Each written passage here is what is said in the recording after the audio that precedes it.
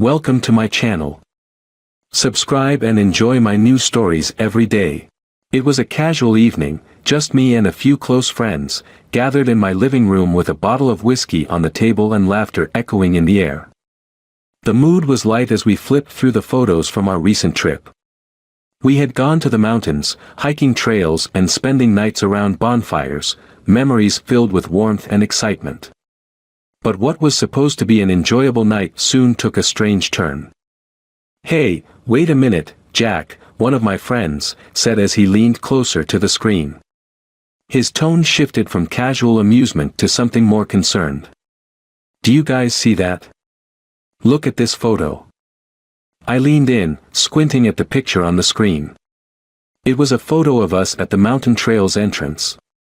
Everyone was smiling, but then I saw it, just barely noticeable in the background, a man's face. He was standing several feet behind us, blending into the crowd, his expression cold and detached. "Probably just a random guy," I said, shrugging it off. But then Jack flipped to the next photo, and there he was again. A few feet closer this time, still in the background, still staring. My stomach twisted. "Who the hell is that?" I muttered. We went through the photos faster now, and the man's presence became more frequent. At first, he was distant, a blur in the background, but as the trip progressed, he came closer, his face more clear in each picture. He never interacted with us directly, but he was always there, lurking, watching. An unsettling chill crept up my spine. "Is this some kind of joke?" I asked, trying to mask my growing unease. My mind raced, wondering if we had been followed by some maniac during our entire trip. "I don't know, man. But this is seriously weird," Jack replied, scratching the back of his head. I couldn't shake the feeling that this wasn't just some coincidence. There was something off about it, something I couldn't quite put my finger on. A thought flickered in the back of my mind, absurd at first, but it grew stronger with every passing second. I glanced over at my wife, Amanda, who had been sitting quietly on the couch, not saying much. She was scrolling through her phone, pretending not to notice the growing tension in the room. "Did you see this?" I asked her, showing her the photos. She barely looked up, offering a distracted smile. "Yeah, weird, right? Probably just some random guy." But something in her tone didn't sit right with me. It was too casual, too dismissive. I knew Amanda well enough to sense when something was off, and this was definitely one of those moments. My heart began to race as paranoia took root. Could it be possible that she knew more about this strange man? I decided to keep my suspicions to myself for the time being, but my mind was already racing. That night, after everyone had left and Amanda had gone to bed, I stayed up, staring at the pictures on my phone. There was something haunting about that man's face, the way he seemed to be closer to us in each photo, like he was stalking us without us ever realizing it. A week passed, and the thought of him still gnawed at me. I started to grow restless, my suspicions spiraling out of control. I had to know the truth. So I did something I never thought I would, I started investigating. I didn't tell Amanda, of course. I didn't want her to think I was going crazy. But every chance I got, I went through her things, her emails, her social media. I needed to know if this man had anything to do with her. And then I found it. Late one night, I logged into her email, and there it was, a thread of messages from someone named Jay. The subject line alone made my blood run cold. "Miss you, babe." My heart pounded as I opened the messages, my hands shaking. They were flirtatious, filled with suggestive banter, but the part that hit me the hardest was a photo she had sent him, a picture of us from the trip, one of the same photos where that man had been lurking in the background. The realization crashed into me like a freight train. This wasn't some random maniac, this was her lover. He had been following us, watching us the entire time, and I had been oblivious. The rage that built inside me was instant, but so was the icy sting of betrayal. I sat there, staring at the screen in disbelief, as everything I thought I knew about my marriage began to unravel. Amanda, the woman I had shared my life with, had been hiding this from me, sneaking around with this guy, and even letting him follow us like some twisted voyeur. The emails revealed more than I ever wanted to know. Not only was she cheating on me, but this man was also some kind of pervert, someone who got off on watching her with me, on being in the background of our lives. I closed the laptop and stared blankly at the wall, my mind spinning.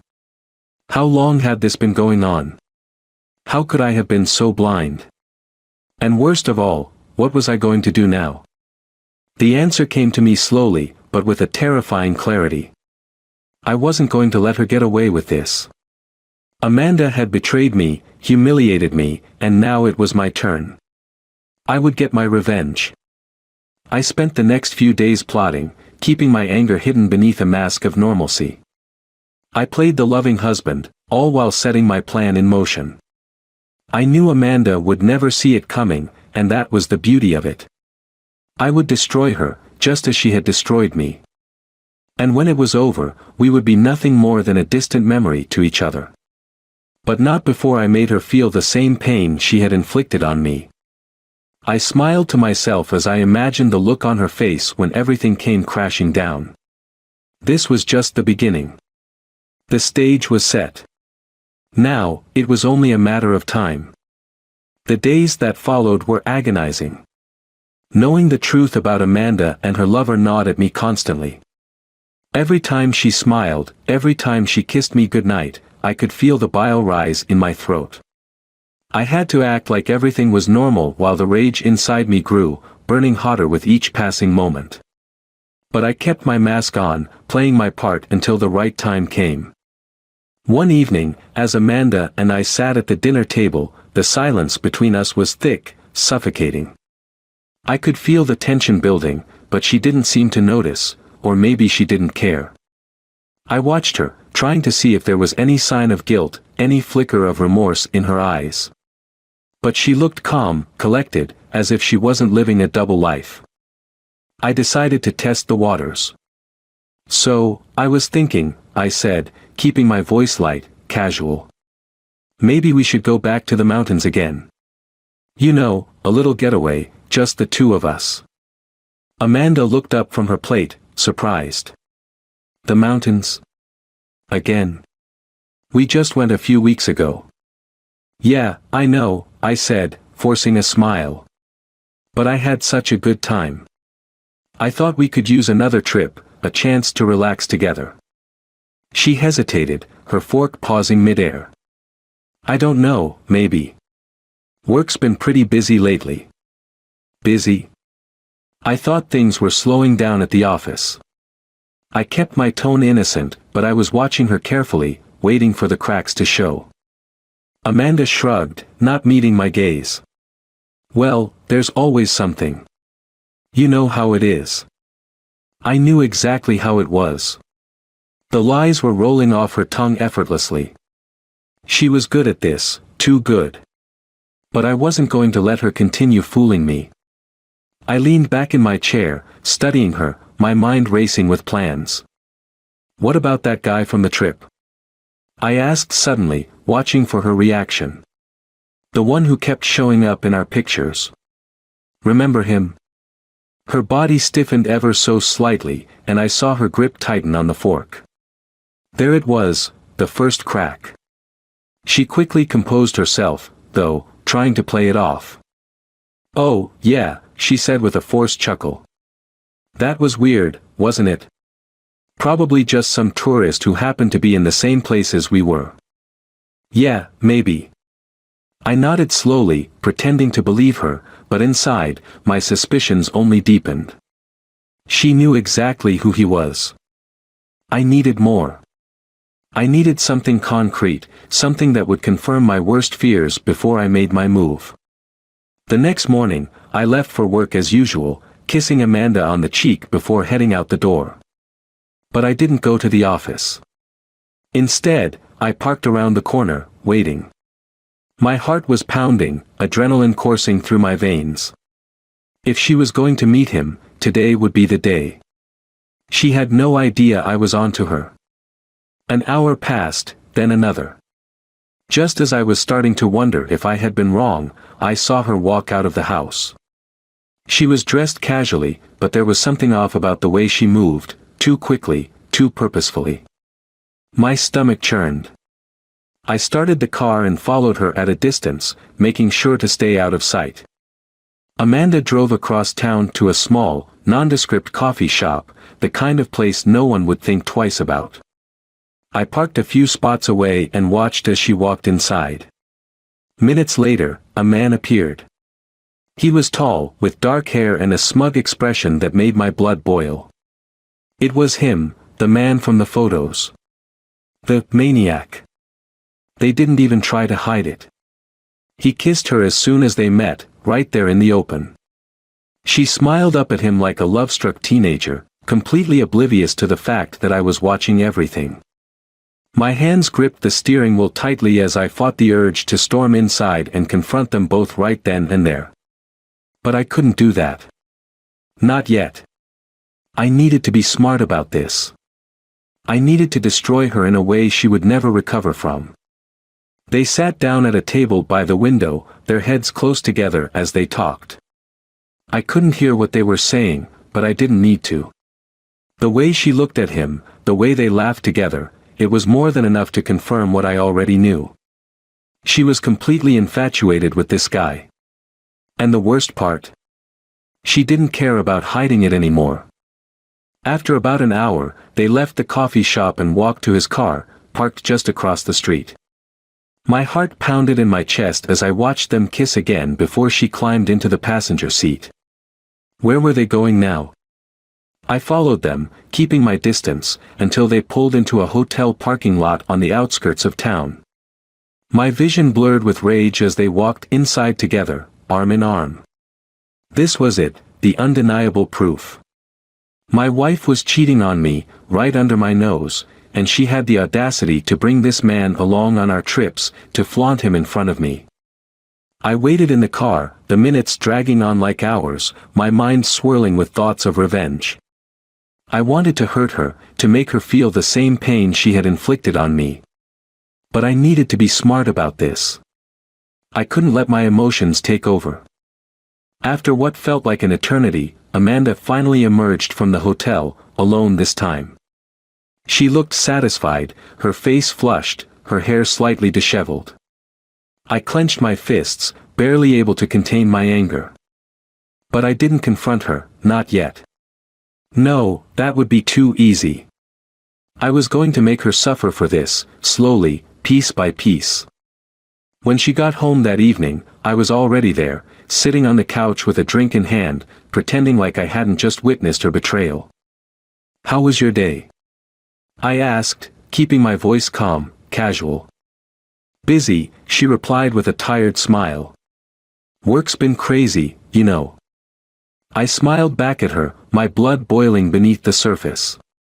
She had no idea what was coming. That night, as she slept beside me, I lay awake, staring at the ceiling, my mind racing with plans. This was just the beginning. I was going to destroy her, and when I was done, she would be left with nothing. Tomorrow, I would begin the next phase of my plan.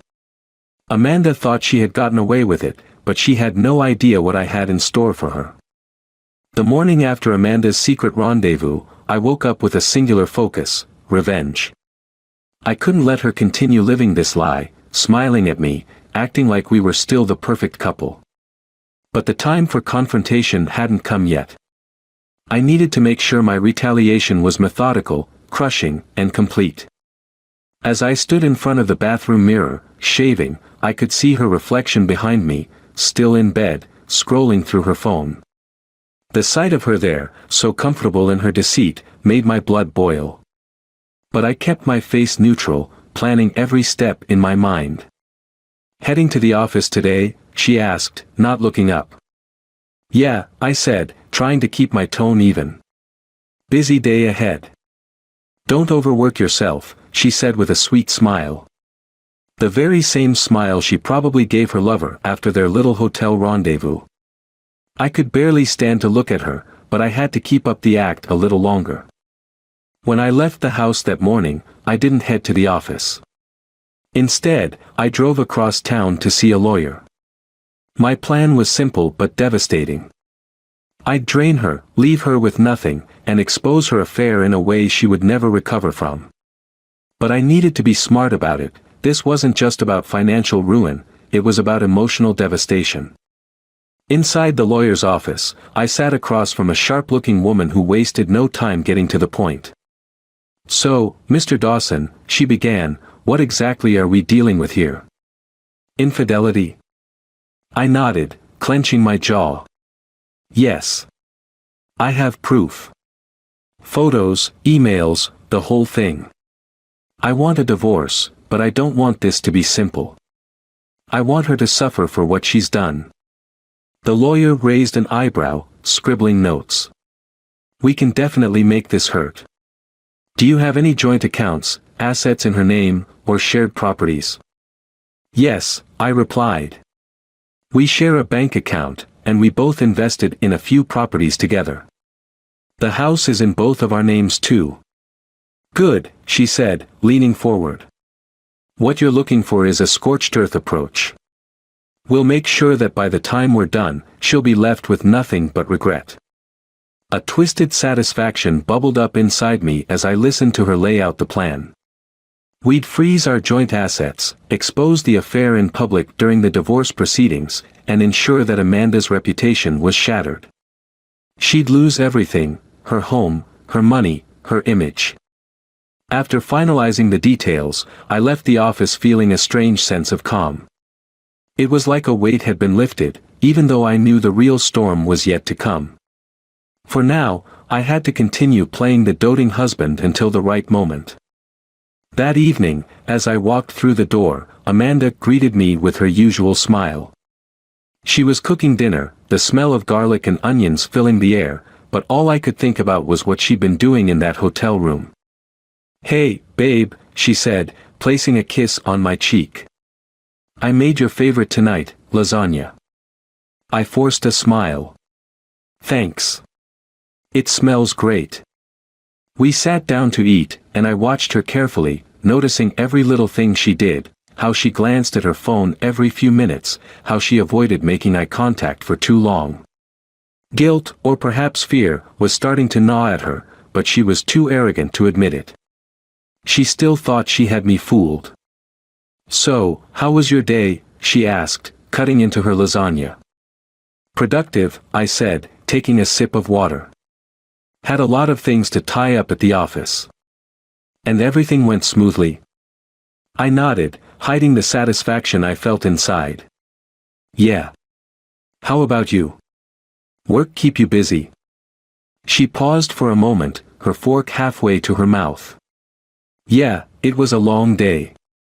You know how it is." It took every ounce of willpower not to throw the plate across the room and call her out right then and there. But I stayed quiet, biding my time. I would hit her when she least expected it. The next day, I escalated things. I hired a private investigator to follow Amanda and gather more evidence. While I already had enough to expose her affair, I wanted to see how far down the rabbit hole went. Maybe this wasn't her first affair. Maybe there was more dirt to dig up. In the meantime, I started making small changes that I knew would unsettle her. I stopped being affectionate, my touches becoming colder and more mechanical. I would leave the house for hours without explanation, taking calls in private, and avoiding eye contact whenever possible. Amanda noticed, of course. One evening, she confronted me about it. "Is everything okay?" she asked, her voice filled with concern. "You've been distant lately." I leaned back in my chair, keeping my expression neutral. "Distant? I'm just busy. Work's been intense." She frowned, sensing that something wasn't right. "It's not just that. I feel like you're pulling away from me. Did I do something wrong?" The irony of her question was almost laughable. Did she do something wrong? I wanted to scream at her, to tell her how she betrayed me, but I kept my cool. "No," I said calmly. You haven't done anything wrong. Maybe I'm just stressed. Amanda's frown deepened, and she looked at me with uncertainty in her eyes. For the first time, I saw a flicker of fear that maybe I knew more than I was letting on. That night, while she slept, I checked my phone for updates from the private investigator. He had followed her that day, snapping photos as she met with her lover again. This time, they didn't bother with a coffee shop. They went straight to the hotel. The rage inside me was a constant hum now, always present, but I held it together. Every betrayal added another brick to the wall of my revenge. Days passed, and Amanda became more and more uneasy. She would watch me out of the corner of her eye, waiting for me to say something, to accuse her of something. But I never did. I kept everything under wraps, knowing that the blow would hit even harder once she thought she had escaped suspicion. The weekend arrived, and I decided it was time to escalate my plans. We had been invited to a party at one of Amanda's friends' houses, a perfect opportunity to begin phase 2 of my revenge. The party was lively, full of people laughing, drinking, and chatting. Amanda seemed to relax a little, enjoying herself, unaware of the trap that was about to spring. I excused myself to go to the bathroom, but instead of heading there, I slipped into an empty room upstairs, pulling out my phone. I logged into our joint bank account and initiated a freeze on the funds. In one swift move, I cut off her access to the money, leaving her vulnerable. I could only imagine the panic that would set in when she discovered it. But I wasn't done yet. As I rejoined the party, Amanda was chatting with some of her friends, oblivious to the storm I was about to unleash. I approached her with a smile, wrapping my arm around her waist. "Having fun?" I asked, my voice calm and steady. She smiled back, though it didn't quite reach her eyes. "Yeah, it's nice to get out." Little did she know, this was the beginning of the end for her. I was just getting started, and the next few days would be the worst of her life. Tomorrow, everything would come crashing down. The next morning, the weight of the last few weeks finally caught up with me. Amanda's betrayal, the lies, the affair, it all seemed to fuel my desire for revenge. I was ready to end this once and for all, to break her life apart the way she had shattered mine. But I wasn't just going to confront her. I was going to destroy everything she thought she had, with no way back. The plan was simple but devastating. The night before, I had prepared a package, printed emails, photos, and a flash drive with video evidence from the private investigator. Everything was ready. All I had to do now was execute the final step. Amanda was sitting at the kitchen table, sipping her coffee, scrolling through her phone as if nothing was wrong. My blood boiled seeing her so calm, so collected, when I knew the truth about her double life. But today wasn't the day for me to stay silent. I approached her slowly, pulling out a chair, sitting directly across from her. She glanced up, sensing my intensity. "What's up?" she asked, trying to maintain her composure. I placed the package on the table, sliding it toward her. "Open it." Amanda furrowed her brow, confused, as she set her coffee down. "What is this?" "Open it," I repeated, my voice low and dangerous. She hesitated for a moment before carefully peeling back the envelope. Her hands trembled slightly as she pulled out the photos, her face blanching as she stared at the images of her and her lover, caught in the act. Her eyes flicked up to meet mine, wide and panicked. What is this?" "You know exactly what it is, Amanda," I said, my voice icy. "It's the truth. Your lies, your betrayal, all laid out for you to see." She dropped the photos, her face drained of color. "I can explain." "No," I cut her off, leaning forward, my anger finally spilling out.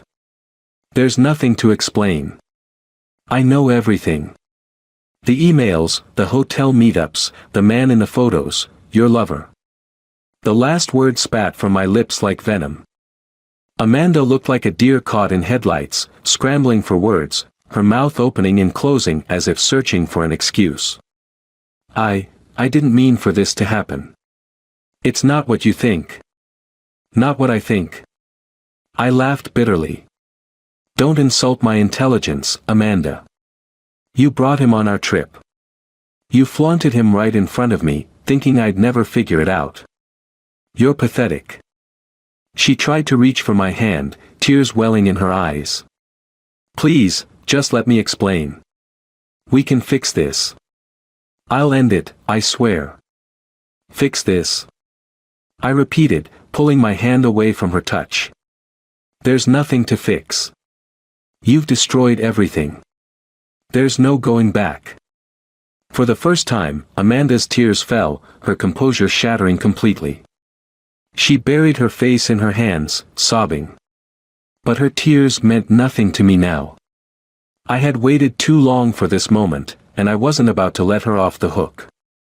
You ruined this marriage the moment you brought him into our lives, I said coldly, standing up from the table. But you know what's even worse than the affair, Amanda? It's the fact that you thought you could keep playing me like a fool. You thought I'd never find out. But I did. And now? You're going to pay. What do you mean? She asked through her tears, lifting her head to meet my gaze. I smiled, a cold, calculated grin. Check your bank account. Amanda blinked, confused. What? Go on. Check it.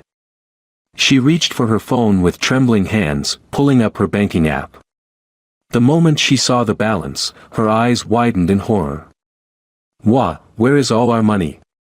My money, Amanda. Not yours anymore. I froze our accounts. Everything you thought you had. Gone.